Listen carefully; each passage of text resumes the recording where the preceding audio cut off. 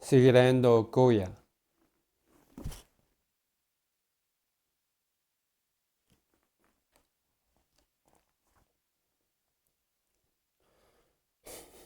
Don Miguel, después de la primera impresión, se había esforzado en reprimir todos sus puntos de vista personales, pero el teórico del arte se sentía ante el cuadro no menos trastornado que el marido de doña Lucía. No podía negarlo.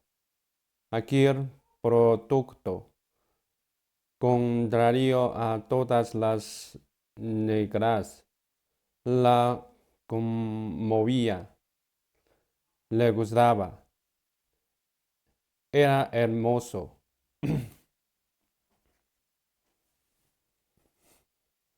Todo es incorrecto, dijo finalmente, pero reconozco que es magnífico. Sois un converso, afirmó Agustín, y por todo su rostro huesudo y enjuto se extendió una sonrisa. Pero el honesto Miguel se esforzó en manifestar un reconocimiento aún mayor. Yo te vi, Lucía dijo, llevando, llevando ese vestido amarillo en el baile de don Manuel y a la luz de las muchas velas. Tenías un aspecto maravilloso, pero en el cuadro todavía te ves más hermosa. Y sin embargo, este diablo de hombre se ha mantenido fiel a la verdad. ¿Cómo lo has conseguido, Francisco? Eso puedo decírtelo yo, don, don Miguel, replicó con aspereza a Agustín, porque hay más cosas que la pura verdad. Pero los atropellos de Agustín no podían enojar a don Miguel, y tampoco el y las dudas que el retrato habían despertado en él lo atormentaron durante mucho rato. Era un fanático coleccionista de grandes obras, y su corazón se llenaba de entusiasmo pensando en la satisfacción que por muy poco gasto, o incluso por nada, le depararía aquel cuatro, que, aunque contrario a todas las demás, era impresionante y sería significativo para la historia de arte. Los importantes asuntos de don Manuel estaban en sus manos, disponía de poco tiempo y a pesar de todo, se fue quedando en el taller del amigo con una pierna grosada sobre la otra, jugando de forma mecánica con los grabados de David, dijo.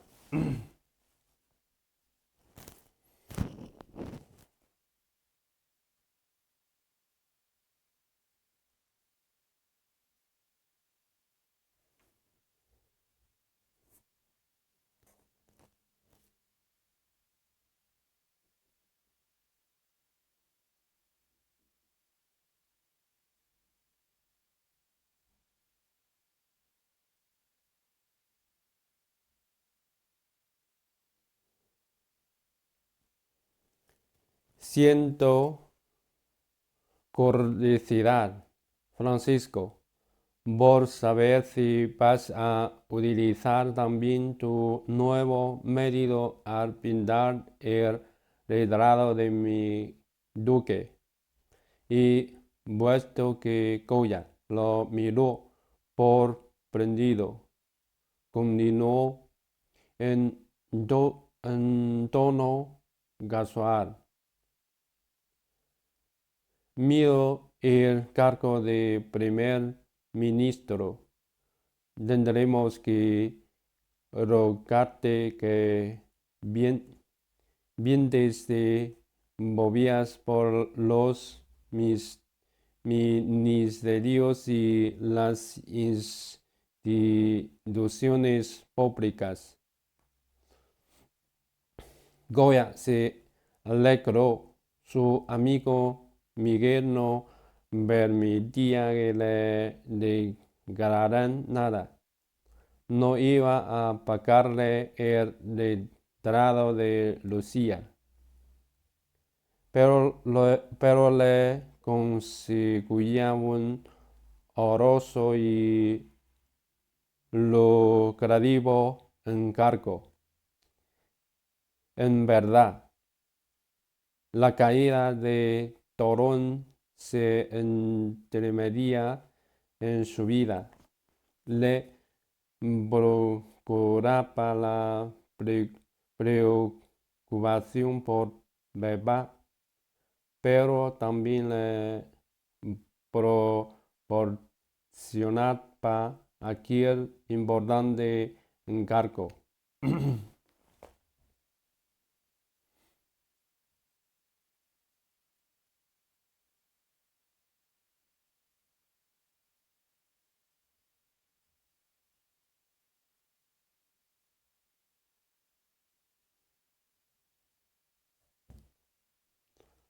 Don Miguel, mientras tanto, en el mismo tono ligero y casual, continuó.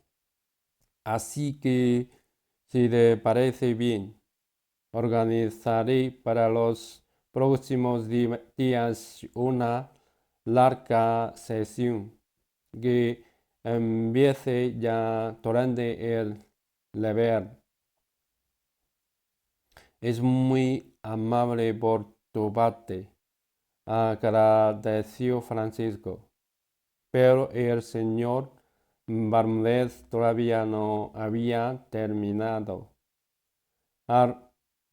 Algunas cosas van a cambiar, anunció, ahora que el propio don Manuel ha asumido la dirección de los asuntos.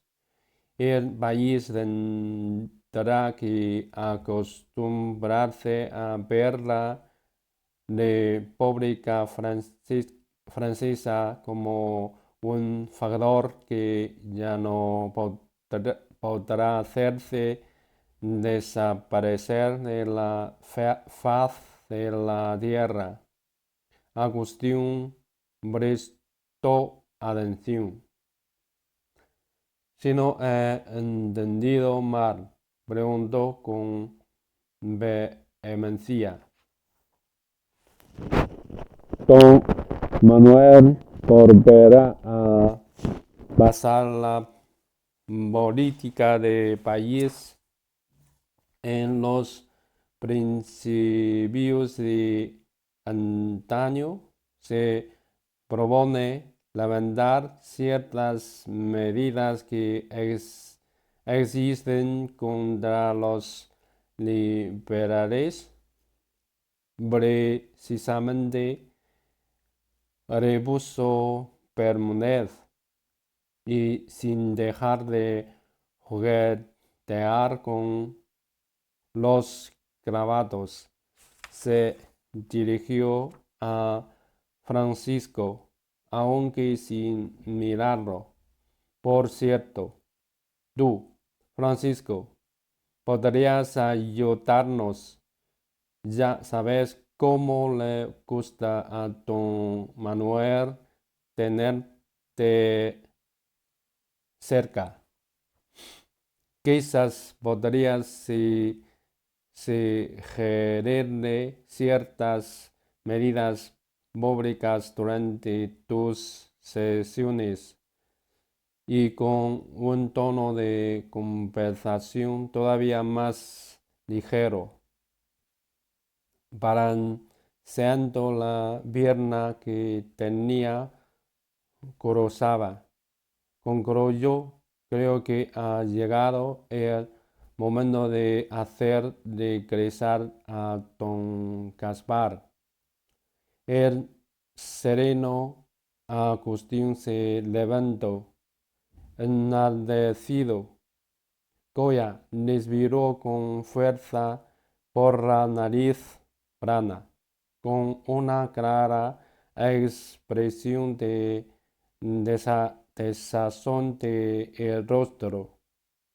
Y es que don Gaspar Melchor de Jovellanos era el estadista liberal y el escritor más desvelado del país.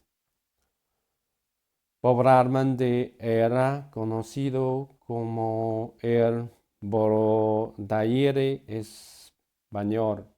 español. Como ministro del rey anterior, había llevado a cabo una gran cantidad de beneficiosas reformas, pero a Carlos, pero,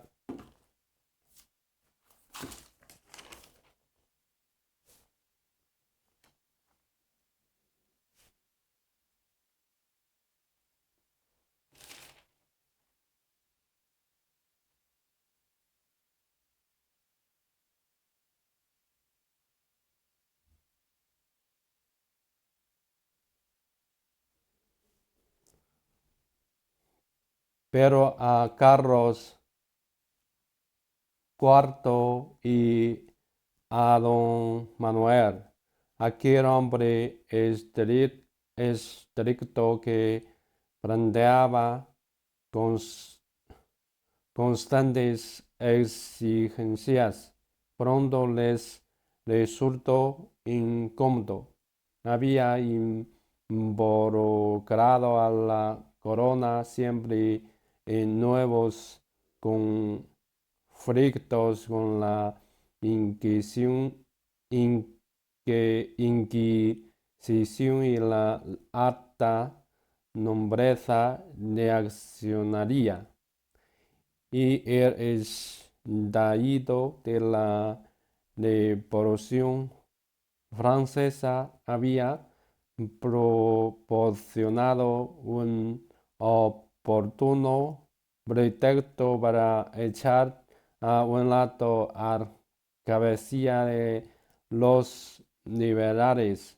Al Gerador había sido desterrado a sus lejanas montañas, de las que era oriundo, y se le había prohibido esto por obligación de otra obra.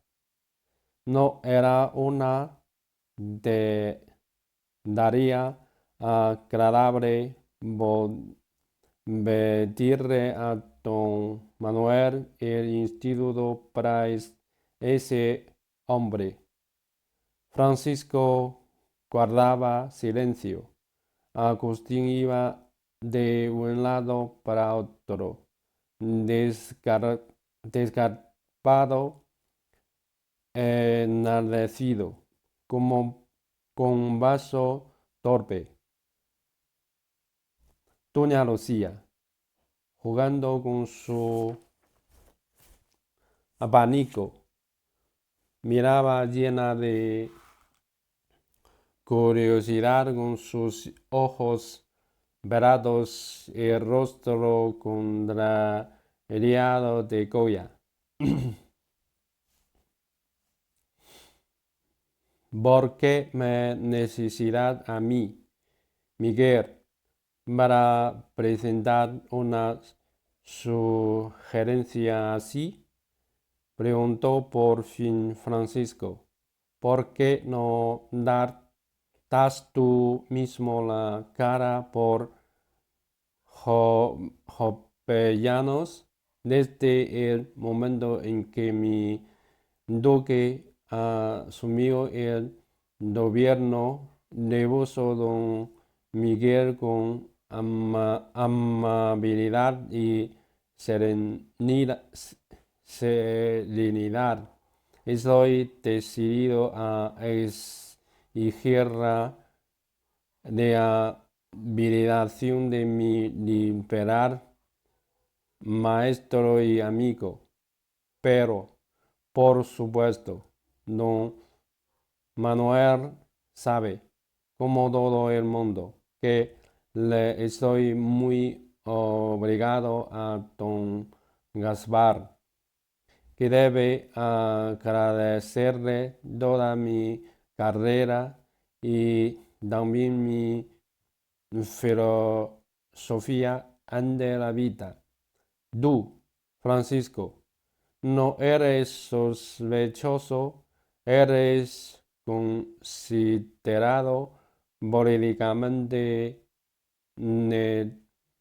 neutral y en modo alguno partidario de don Gaspar, a pesar de que si no le recuerdo mal, también hizo algunas cosas por ti. Sin duda, sería muy efectivo que la primera iniciativa viniera de ti. Después, yo también presionaré y cuando volvamos a tener entre nosotros a jovellanos, conseguiré la rehabilitación del conde Gabarros y de los otros. Francisco, humorado, se apartó el espeso cabello de las orejas. La mansión de los servicios que Jovellanos le había prestado lo enojaba, era cierto. Cuando llegó a Madrid, siendo un desconocido y pobre de solemnidad, Jovellanos le había hecho un gran encargo para un liderado y le había proporcionado efectivas recomendaciones, pero en el fondo, aquel hombre estricto e implacable había seguido siendo un extraño para él. sentía por él la misma fría admiración que sentía por el pintor David. Comprendía que el jovial de Manuel no pudiera soportar a los jovellanos que iba por el mundo como un reproche viviente, y ahora le resultaba que el virtuoso Miguel le exigía que él, Francisco, se mostrara generoso y agradecido las buenas obras.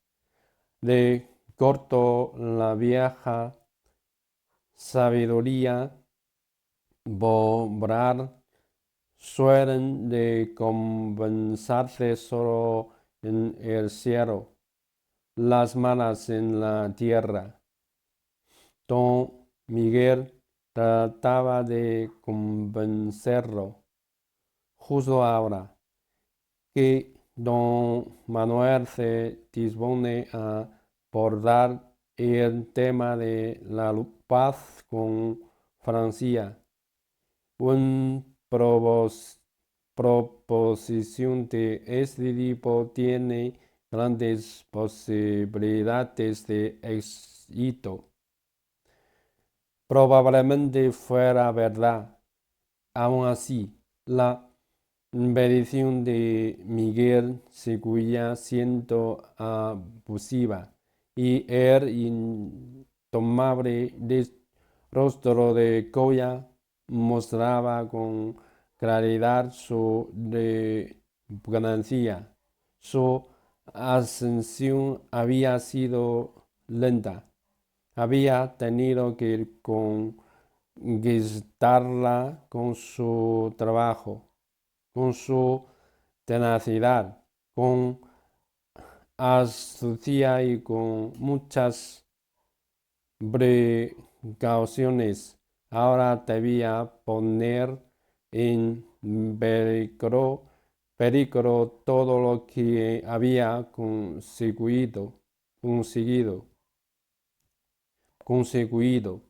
inmiscuyéndose en asuntos de Estado.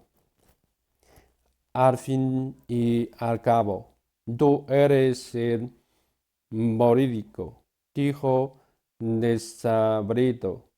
Yo soy pintor.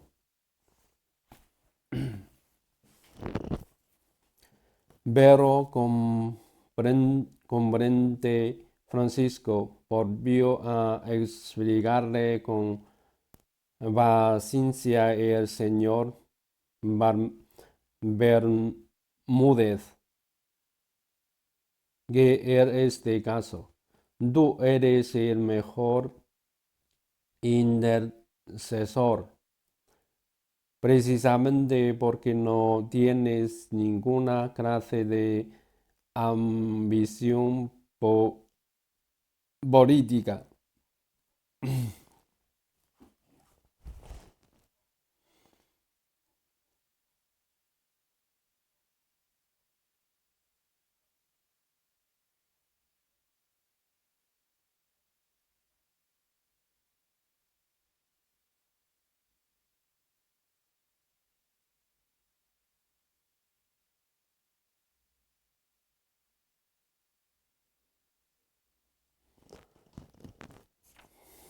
Doña Lucía se cuya mirando a Francisco de hito en hito.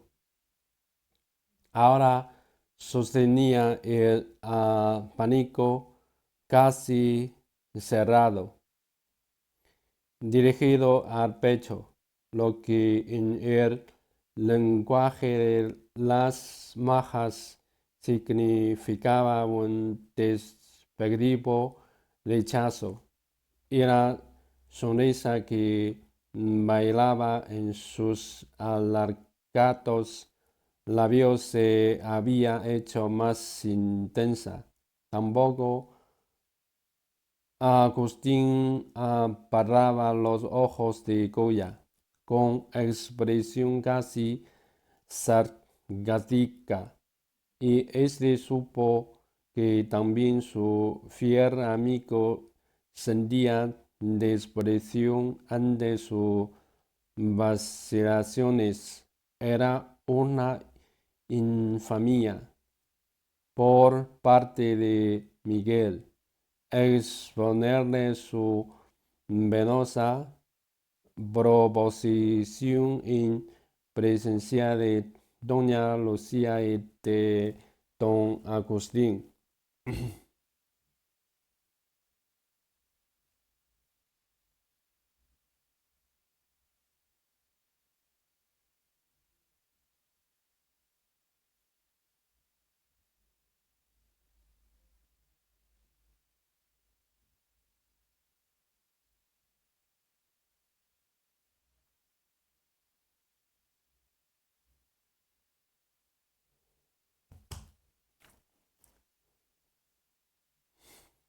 De acuerdo, dijo enojado, sin entusiasmo lo haré, y quiera Nuestra Señora de Adocha protegerme para que todo esto no acabe mal. Y miró a la imagen de madera, santiguándose. Doña Lucía, sonriendo, dijo a su esposo: y sabía yo que tu amigo Francisco era muy complaciente. Es nombre, es noble, valiente y desinteresado. Es un hitarco de la cabeza a los pies. Don Francisco la miró con fiereza cuando ambos se hubieron ido, llevándose el cuadro de doña Lucía. Francisco se devolvió enfadado contra Agustín. Ahí está tú, sentado, empezó diciendo, y de tres y te alegras. Qué fácil es para ti la virtud, pobre diablo, que tienes que perder. Y suspiró. Vaya donde vaya, no encuentro más que dificultades, murmuró el viejo Fefrán.